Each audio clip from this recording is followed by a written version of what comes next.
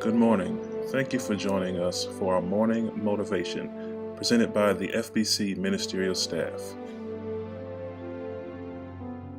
My name is Minister Terry Scott, coming to you with some words of encouragement. I want to talk to you about taking one for the team. To take one for the team is when someone is willing to undertake an unpleasant task or make a personal sacrifice for the collective benefit of one's friends or colleagues. I think it's safe to say that when someone is taking one for the team, there could be some emotional hurt, mental and or physical pain, also that someone else might benefit. Now, I can speak on this from personal experience because I've taken one for the team a time or two in my life. Now, I have no regrets, and I'm thankful that as a result of it, I'm a better person.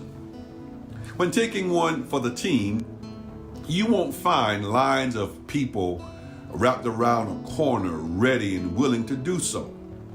When it comes to taking one for the team, you won't find people celebrating over the fact that they had to give up something in order for it to happen. It's not the kind of act that you see people willing to go through so that they can put it on their resume. They do it, why?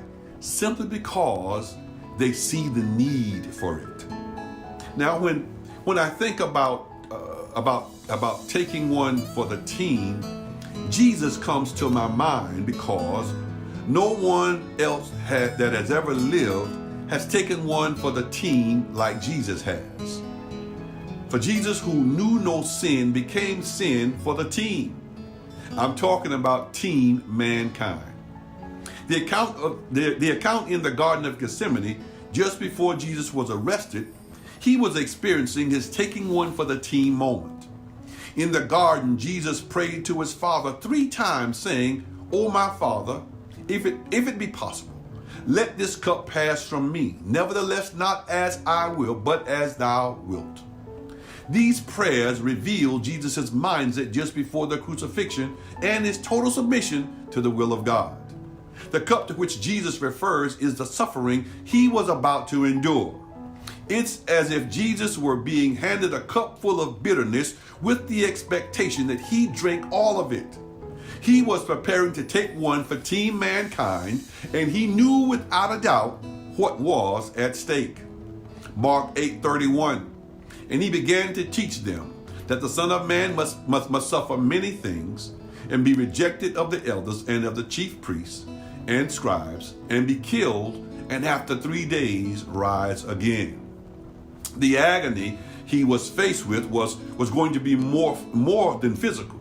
It would be emotional and spiritual as well. Jesus knew that God's will was to crush him, to allow him to be pierced for our transgressions and wounded for our healing. The events following his prayer showed that there was no other way. Jesus Christ was the only possible sacrifice to redeem the world. In other words, Jesus was the only one capable of taking one for team mankind. Jesus conquered the flesh and kept it in subjection to the spirit. He did this through earnest prayer and intense willful submission to God's plan. Now, it's good to know that when we face trials, Jesus knows all about it.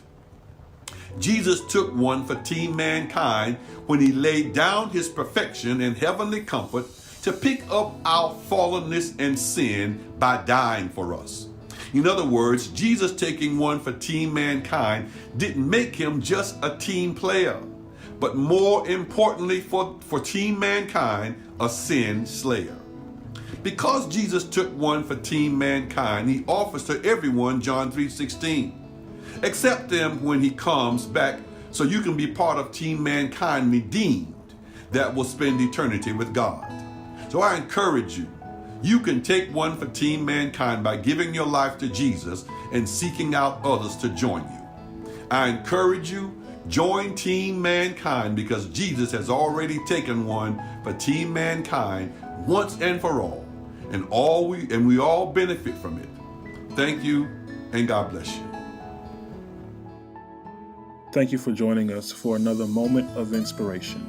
It is our prayer that you have been motivated, encouraged, and inspired by today's word.